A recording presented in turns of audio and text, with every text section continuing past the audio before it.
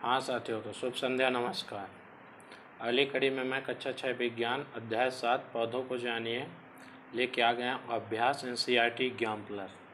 आपको विदित ही है कि आज 7वां अध्याय है, मतलब 7 वीडियो जा चुके हैं आज से। देखते हैं पहला प्रश्न क्या है। निम्नलिखित कथनों को ठीक करके लिखिए। पहला कथन क्या है? तना मिट्टी से जल एवं खनिज अवशोषित करता है। बिल्कुल गलत है। इसका आंसर क्या होगा? तना की जगह जड़ें मिट्टी से जल एवं खनिज अवशोषित करता है। दूसरा प्रश्न देखेंगे क्या है। पत्तियां पौधों को सीधा खड़ा रखती हैं। सही है क्या बच्चों?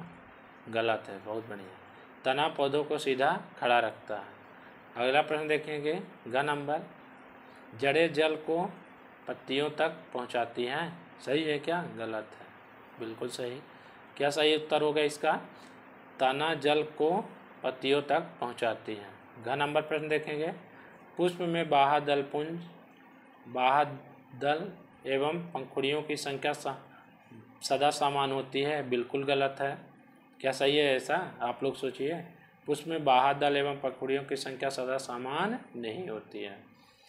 अंगा नंबर प्रश्न देखेंगे। यदि किसी पुष्प के बाह्यदल परस्पर जुड़े हों तो कि पंखुड़ियाँ भी आपस में जुड़ी होगी? बिल्कुल ऐसा नहीं होता। इसका जवाब देखेंगे क्या है। यदि किसी पुष्प के बाह्यदल परस्पर अलग हो तो उनकी पंखुड़ियाँ भी आपस में जुड़ी ना होंगी। 6 नंबर देखते हैं प्रश्न। यदि किसी पुष्प की पंखुड़ियाँ परस्पर जुड़ी हो तो इसकी केसर पंखुड़ियों से जुड़ा होगा। 4 नंबर क्या आंसर होगा? यदि किसी पुष्प की पंखुड़ियाँ परस्पर जुड़ी हो तो यह जरूरी नहीं होता कि इससे केसर पंखुड़ियों से जुड़ा होगा।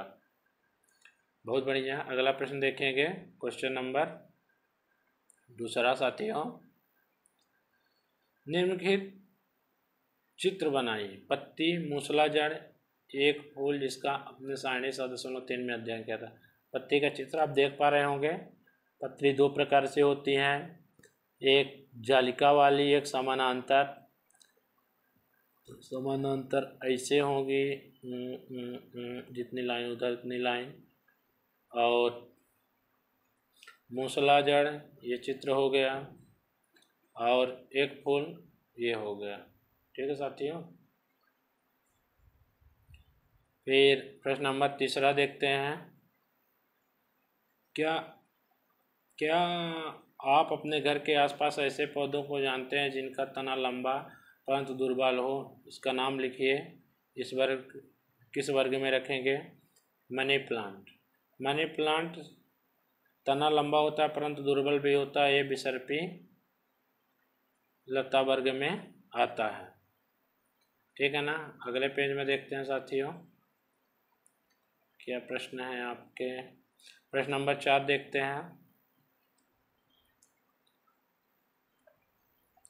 पौधों के तने का क्या कार्य है? पौधे के भाग होता है पत्ती, जड़, तना। तो तने का कार्य हमें बताना है। पौधे के तने के कार्य, यह शाखाओं, पत्तियों, फूलों और फलों को धारण करता है। तना पत्ती और खनिजों को जड़ों से ऊपरी हिस्सों में पहुंचाता है। यह पत्तियों से तैयार भोजन को अन्य भागों तक पहुंचाता है। ठीक है ना। प्रश्न नंबर 5 देखते हैं साथियों। निम्नलिखित में किन पत्तियों में जालिका रूपी शिरा विन्यास पाया जाता है? कुछ पौधों के नाम बताया गया है, आपको बताना है जालिका रूपी शिरा विन्यास किसमें पाया जाता है। गेहूँ, तुलसी, मक्का, घास, धनिया, गुड़हल। तुलसी में, धनिया में, गुड़हल में जालिका रूपी पाया जाता है। ठीक है ना। बाकी में समानांतर पाया जाता है। 2 प्रकार का शिरा विन्यास पत्तियों में पाया जाता है। समानांतर किसमें पाया जाएगा? गेहूँ में पाया जाएगा, मक्का में पाया जाएगा, घास में पाया जाएगा, और बस हो गया। अगला प्रश्न देखेंगे। यदि किसी पौधों की जड़ रेशेदार हो तो उनकी पत्तियों का शिरा विन्यास किस प्रकार होगा? हम किसी पौधों की जड़ देखकर उसका शिरा विन्यास बता सकते हैं, और शिरा विन्यास देख के जड़ बता सकते हैं। तो प्रश्न नंबर 6 क्या कहता है? यदि किसी पौधों की जड़ रेशेदार हो तो उस पत्ती का शिरा विन्यास कैसा होगा? समानांतर शिरा विन्यास होगा। जैसे जड़ रेशेदार जब होगी, है ना, तो शिरा विन्यास कैसा होगा? समानांतर हो।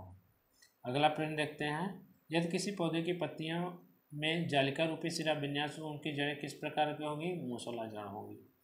याद रखिएगा साथियों,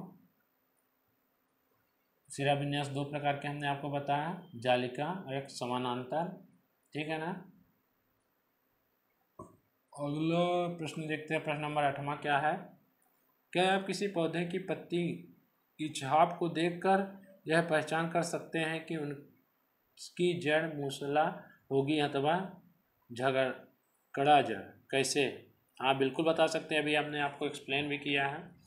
उत्तर देखते हैं। हाँ, क्या कहा था उत्तर? हाँ, यदि पौधे की पत्ती में जालिका रूपी सिरा विन्यास हो तो उसकी जड़ें मूसला होंगी, और यदि पौधों की पत्तियों में समानांतर सिरा विन्यास हो तो उनकी जड़ें झकड़ा जड़ें अथवा रेशेदार जड़ें होंगी। बहुत बढ़िया। प्रश्न नंबर 9वां देखते हैं, किसी पुष्प के विभिन्न भागों के नाम लिखिए। किसी पुष्प के विभिन्न भाग होता है बाह्यदल, पंखुड़ी, स्त्री केसर, पुंकेसर होते हैं। आइए अगले पेज में देखते हैं साथियों। प्रश्न नंबर 10वां क्या कहता है? देखिए किस पौधों में फूल आपने देखा है। कुछ पौधों के नाम बताते हैं, आपको इसमें बताना है किस किस में आपने फूल देखा है, ठीक है ना। घास है, मक्का है, गेहूं है, मिर्च है, टमाटर है, तुलसी है, पीपल है, शीशम है, बरगद है, आम है, जामुन है, अमरूद है, अनाज है, पपीता है, केला है, नींबू है, गन्ना है, आलू है, मूंगफली है।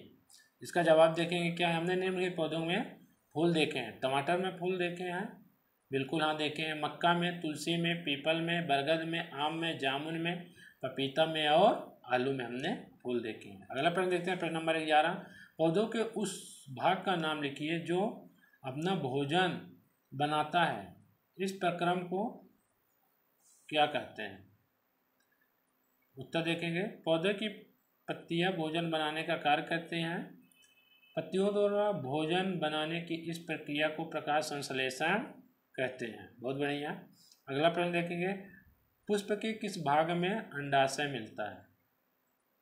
उत्तर क्या होगा? पुष्प के स्त्रीकेसर के सबसे निचले सूजे हुए भाग में अंडाशय मिलता है। अगला प्रश्न देखेंगे साथियों, प्रश्न नंबर 13, ऐसे दो पुष्पों के नाम लिखिए जिनमें से प्रत्येक में संयुक्त और अलग अलग पंखुड़ियां होती हैं। उत्तर क्या होगा? संयुक्त पंखुड़ियां वाले पुष्प हैं धतूरा और टमाटर में, ध्यान रखिएगा संयुक्त पंखुड़ियां मिलती है, जुड़ी रहती है इनकी पत्तियां। अलग अलग पंखुड़ियां कमल और गुलाब में। पंखुड़ियां मतलब समझ रहे होंगे, पौधे की पत्तियां। अगले पेज में देखते हैं साथियों, यही आपका ये अध्याय समाप्त होता है। थैंक यू एनसीईआरटी एग्जाम्पलर में हिस्सा लेने के लिए। आशा करता हूँ आपको ये चैप्टर समझ में आया होगा। नमस्कार साथियों, फिर मिलते हैं अगले अध्याय में।